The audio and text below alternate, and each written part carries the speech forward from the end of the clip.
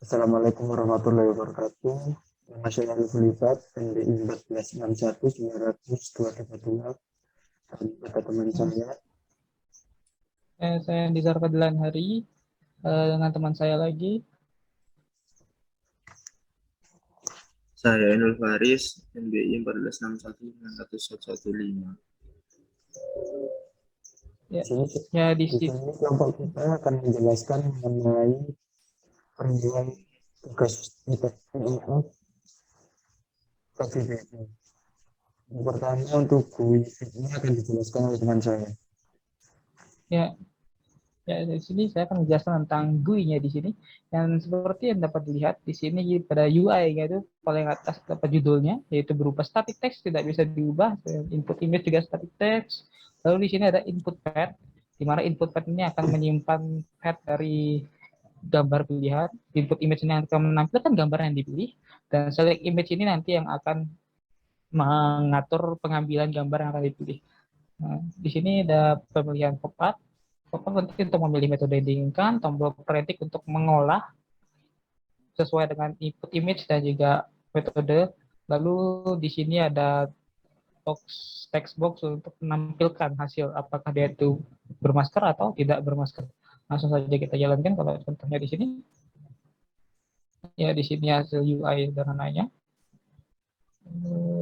Sih pada saat ini tombol semua diatur di sini cuma ada dua tombol saja, ini untuk mengambil image dan juga ini untuk prediksi. Pertama kita mengambil image itu melihat di editor ya, mengambil red image terdapat pada sini push button 2 di image itu mengambil untuk membuka menu Windows Explorer.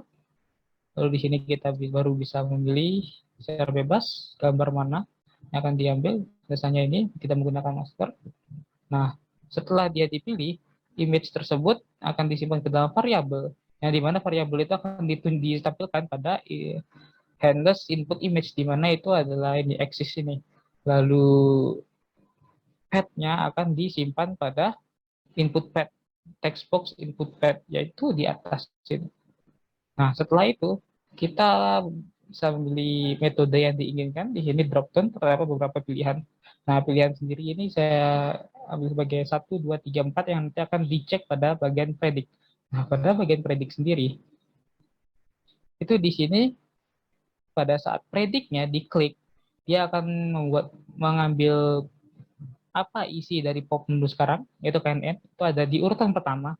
Maka metode ini akan akan di-assign nilai 1. Ya, karena dia ini di urutan pertama. Akan di-assign 2 jika perseptron, 3 multilayer, dan sebagainya. Seterusnya.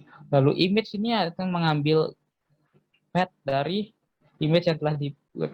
Jadi image di sini menyimpan image path dari image yang telah dipilih. Lalu mulailah kita melakukan if else. Jika dia itu metodenya adalah metode 1, maka kita akan mulai training KNN dan langsung memprediknya. Jika dia 2 adalah training perseptron dan prediksi perseptron ketiga, multilayer 4 SVM, 5 CNN, dan 6 CNN dengan pre-trained program. Nah, untuk proses selanjutnya itu pertama itu fungsi KNN-nya itu akan dijelaskan oleh saudara Ibad. Silakan. Untuk fungsi KNN sendiri, di sini kita menggunakan kategorinya ada dua kategori. Yang pertama tamat dan manat. Dan jumlah kata per kategori kita memilih 13 foto untuk setiap kategorinya. Untuk mendapatkan pet dari setiap gambar di sini itu ada print image text dan sebagainya. Dan untuk foto flash sendiri kita menggunakan ukuran segini. Untuk mendapatkan BUV dan elektronik sendiri kita menggunakan print image sama dengan box visual merge dan image text dan foto. Untuk klasifikasi menggunakan KNN classifier sendiri itu ada model fit JKNN panel.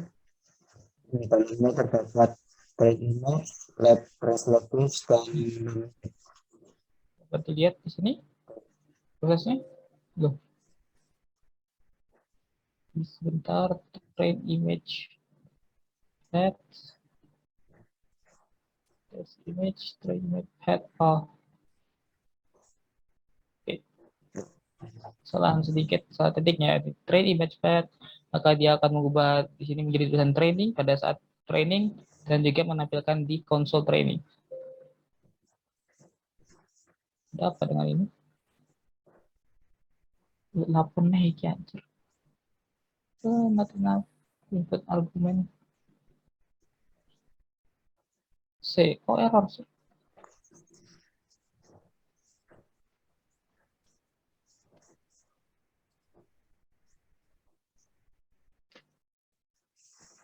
Ya, seperti yang tadi, training KNN, lalu training pada prediction untuk memberitahu jika sedang dalam proses training.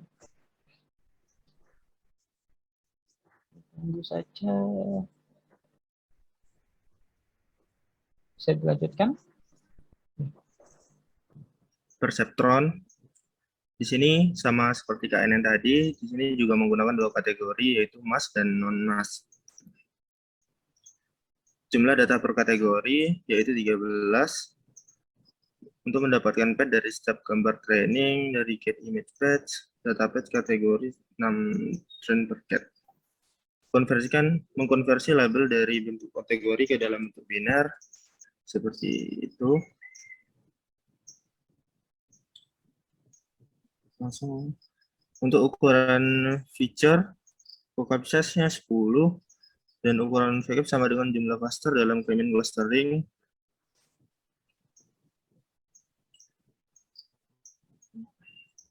Untuk mendapatkan bags of visual word dari data training, train image fit, bags of visual word,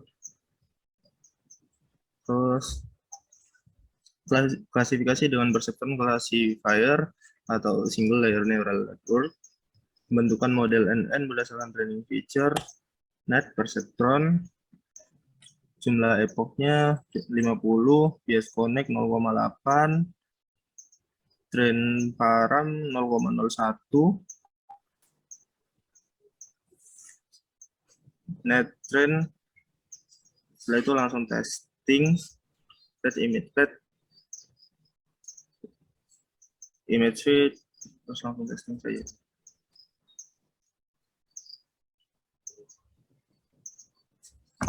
Back of visual word, terus label test, next image fit,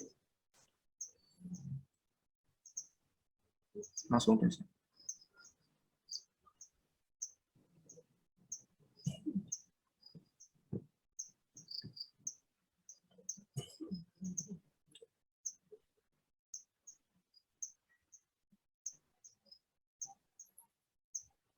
Kita tunggu. Dan hasilnya seperti ini. Non-mass. Iterasinya 50. Outputnya itu non-mass. Lanjut. Nah, selanjutnya, di yang selanjutnya ada multi-layer perceptron. Di sini dilambangkan dengan fungsi NNM biola. Monggo, Mas. Lanjut. Selanjutnya yaitu NN atau multi-layer perceptron.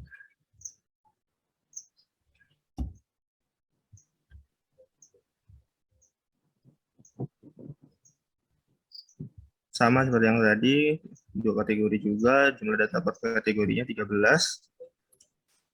Terus untuk mendapatkan pad dari step gambar, training, get image patch, data pad kategori 6 train per cat. Untuk mengkonversikan label dari bentuk kategori ke dalam bentuk biner, seperti ini. Ukuran feature-nya, vocab size 10. Ukuran vocab-nya sama dengan jumlah cluster dalam K-means clustering, vocab construct, vocab, train image pad, vocab size. Untuk mendapatkan back of visual word dari data training, train image fit sama dengan back of visual word, train image fit sama vocab. Untuk mendapatkan back of visual word dari data test image fit, back of visual word, test image fit, vocab. Klasifikasi dengan menggunakan back propagation classifier. Pembentukan model N berdasarkan training feature, 6 layernya 30 atau hidden layer. Terus nilai EPO-nya 50, bias connect 0,2, bias connect 2 0,3, bobot 6 layer 1, net set WB, net bobot, net sama dengan train, net train image fit, net train label. Terus untuk pad 1 sama dengan image pad, image fit, back of visual word, pad vocab. Untuk memprediksi label dari testing feature berdasarkan model KNN. Langsung ke testing. Hasilnya non-mass. Prediction-nya non-mass. Selanjutnya ada metode SVM. Oke, untuk SVM, untuk metode SVM, untuk metode SVM sendiri hampir sama seperti metode KNN, hanya yang berbeda di model. Scroll ke bawah saja. Ya, karena klasifikasi dengan menggunakan metode SVM cuma beda di model fit object. Untuk codingan yang lainnya kurang lebih hampir sama seperti metode KNN. Untuk merun training SVM-nya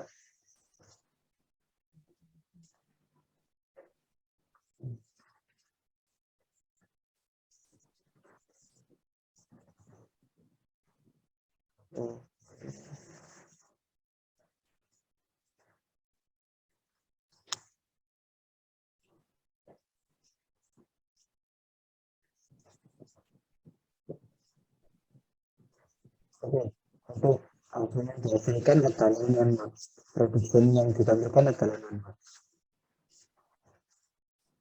Oke, untuk metode selanjutnya untuk git akan dijelaskan oleh teman saya. Selanjutnya CNN atau deep learning. Di sini untuk pengambilan datanya agak sedikit berbeda. Di sini menggunakan DigiDataSetPad. Itu langsung saja full file. Tapi full filenya di sini berbeda. Jika tadi yang ini cuma mengambil train dataset, kalau di sini menggunakan dataset custom sendiri karena itu terdapat pada image input layernya. Di sini di setting 100 kali 100, maka data inputan sebagai bahan training ukurannya harus 100 kali 100. Jika berbeda, maka training tidak dapat dijalankan. Lalu setelah itu sama seperti get image pad, di sini menggunakan image data store, hanya beda fungsi saja, nama fungsi tapi gunanya sama. Di sini label count ini untuk mencari label apa saja yang ada di EMBS, diambil dari nama folder penyimpanannya, ada mask sama non mask seperti tadi. Image ini untuk mengecek saja yang ini. Ini 6 train file sama seperti tadi.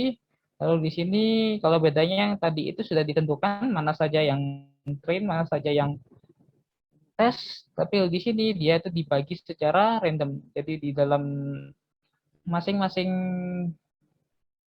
kita tunjukkan saja, di dalam masing-masing data itu, kalau yang seperti biasa, yang tadi yang digunakan untuk KNN, SVM, dan sebagainya itu dibagi segini. Di masing-masing ada 13 item, dan itu sudah ditentukan, kita sendiri yang menentukan mana saja yang masuk. Tapi kalau pada saat di deep learning, dalamnya itu cuma ada 2 kategori dan masing-masing dalamnya 26. Jadi dia itu diambil 13 random sebagai train dan sisanya diambil sebagai validasi. Jadi yang diambil itu random masing-masing untuk mask dan non mask. Lalu ini layer proses layer trainnya yang akan digunakan untuk train. Dan di sini ada beberapa opsi layer. SGDM, initial learning rate-nya ada 0,01, maksimal epoch 0,25. Sisanya ya. Lalu di sini proses training. Setelah training langsung saja kita cek image yang ini. Jadi ini, oh ya, sebelum dicek image-nya juga harus diubah, di resize menjadi 100x100. Karena di train-nya itu menggunakan 100x100, jika yang dicek itu ukurannya berbeda maka akan terjadi error. Nah di sini selesai prediksinya menggunakan mass. Jadi dilihat prediksinya ternyata salah. Lalu di sini ada deep learning menggunakan pre-trained. Nah di sini kita menggunakan AlexNet, mendownloadnya dulu di webnya, lalu disimpan ke tempat temporary. Jika belum ada di tempat temporary, download ya. Lalu kita ngebuat netnya, mengambil dari CNET file, itu diambil dari sini CNET file-nya. Lalu layer itu adalah layer dari netnya sendiri. Ini kalau dilihat itu nilainya ada banyak. F9.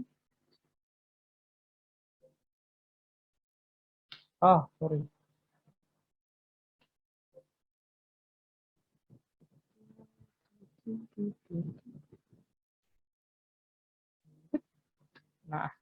Nah di sini dapat dilihat layernya ada banyak. Yang kita perlu gunakan, ini layer 1 sebenarnya nggak mengubah apa-apa, tapi kalau nggak dilakukan seperti ini entah kenapa ngebug error gitu. Jadi harus dilakukan demi untuk debugging saja. Yang penting itu di layer 21 sama 23. 21 ini karena aslinya di sini layer 21 dia itu hasilnya 1000 kategori. Karena kita cuma mau 2 yaitu emas dan non emas, jadi diubah menjadi 2 kategori. Lalu yang terakhir itu klasifikasi. Nah, ini yang akan kita ubah diganti dengan pilih kita sendiri yang kita train sendiri. Kita diubah menjadi klasifikasi kita sendiri yang dari cross entropy bla bla bla bla bla. Setelah dijalankan, prosesnya berubah.